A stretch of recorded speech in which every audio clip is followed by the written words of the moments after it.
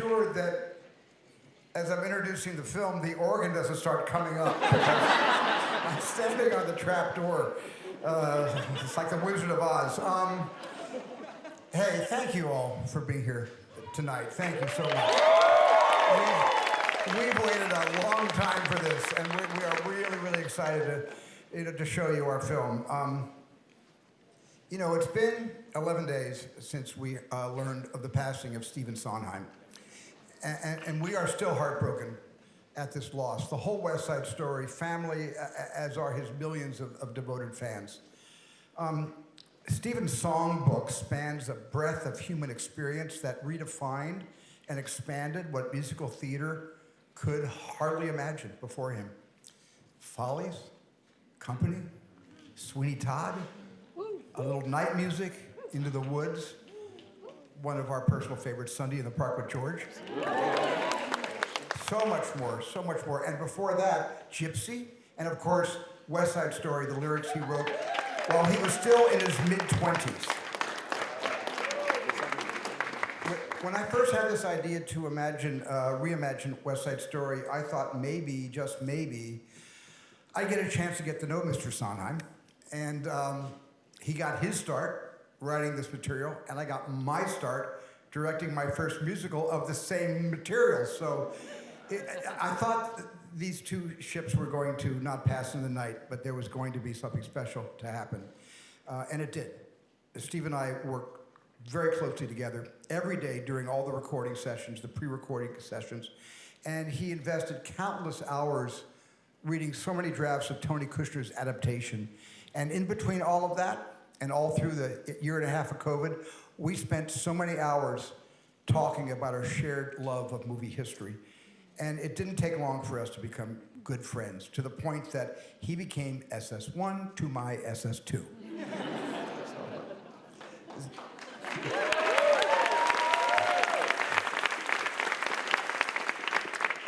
Stephen's lyrics, together with Jerome Robbins' revolutionary choreography, and Arthur Lawrence's energetic economical book, and Leonard Bernstein's achingly transcendent music gave the world its very first glimpse of West Side Story 64 years ago.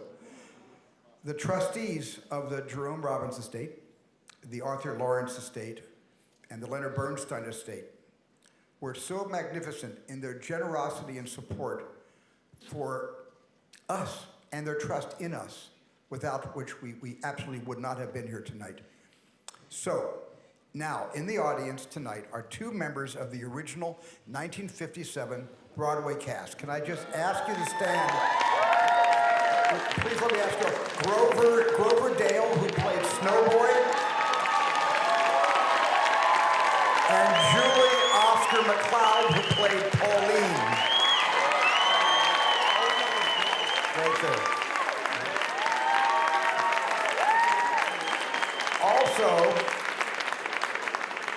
Also here in the audience is my dear friend and producer of Amistad, Debbie Allen, who played Anita in the 1980 Broadway revival. Thank you.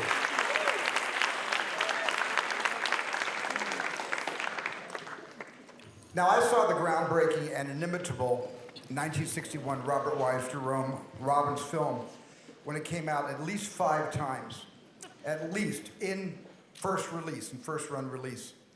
And I was 15, and as a 15-year-old, I fell in love with Natalie Wood's Maria, and I am very happy and grateful tonight that Natalie is represented here by her daughter, Natasha Gregson Wagner. Natasha, where are you?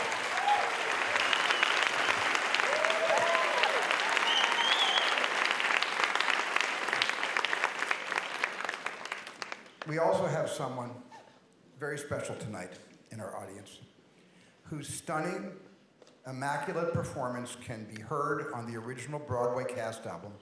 Please join me in welcoming the first ever Maria there ever was, Carol Lawrence.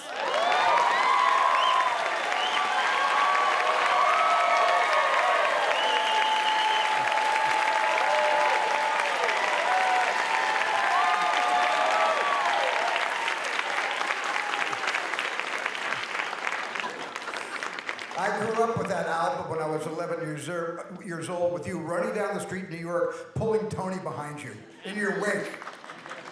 It's great. As Steve Sondheim wrote, the art of making art is putting it together. Piece by piece, every detail plays its part. It takes a lot of people to make any film. And as I've learned, when it's a movie musical, you gotta triple down on that. To put it all together, I turn to my miracle-making producer, Christy McCaskill-Krieger. Christy!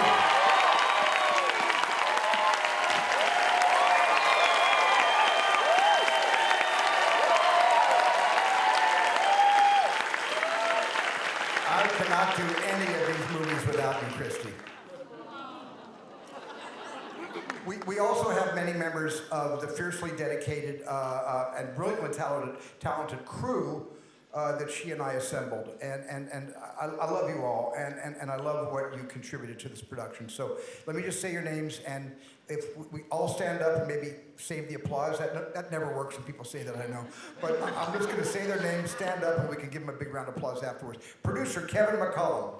Executive producer Daniel Lupi. Our choreographer Justin Peck. And I'm going to introduce Patricia Delgado, who is the assistant choreographer and Justin's wife and mother of a brand new wonderful baby. Our executive music producers David Newman and Matt Sullivan. The sound team led by Andy Nelson. My irreplaceable director of photography, Janusz Kaminski. And our casting director who managed the impossible and assembled all the young triple threat actor, singer, dancers you're about to watch. Mi Milagra, Cindy Tolan.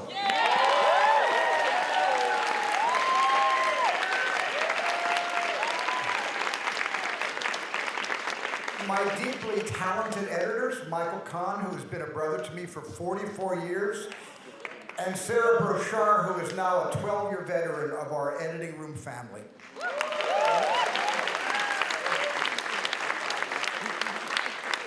And I have to mention a few others who can't be here tonight.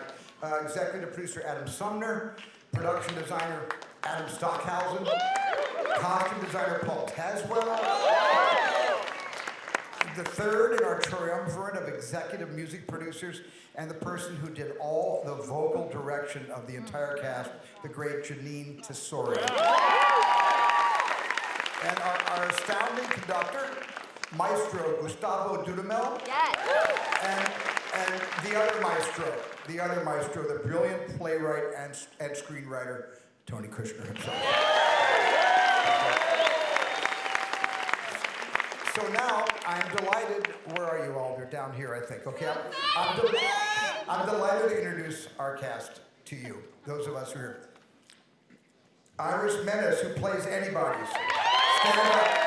Josh Rivera, who plays Gino. Mike Feist, who plays Rick. Our Bernardo, David Alvarez. Our Anita, Ariana DeBose. And our Tony and Maria, Ansel Elgort, and Rachel Ziegler.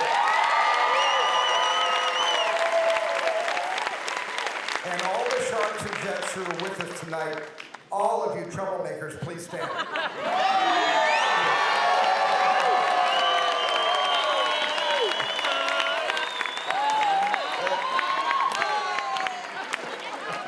That's a really fun inside joke. I'll let you know when the documentary comes out, you'll see it.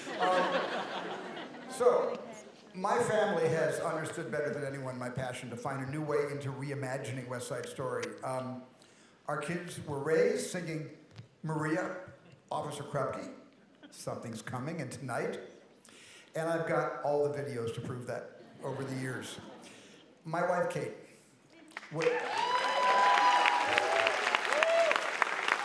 she was more aware than anyone of my passion for this and reminding me every single day that a dream cannot come true unless you act on it. And when I told her, I'm scared of this thing. I've never made a musical before, let alone this musical. She simply said, get over this. This will be a good thing to put out into the world. And her advice was always ended by saying, lead with love, which I really tried to do. Thank you, Kate.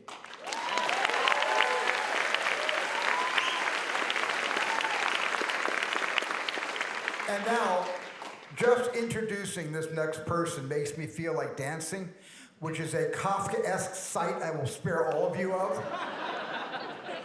She is my friend and collaborator. She is the executive producer of West Side Story, and she's our Valentina. And this weekend, she is celebrating one hell of a birthday. She is the one and the only Rita Moreno.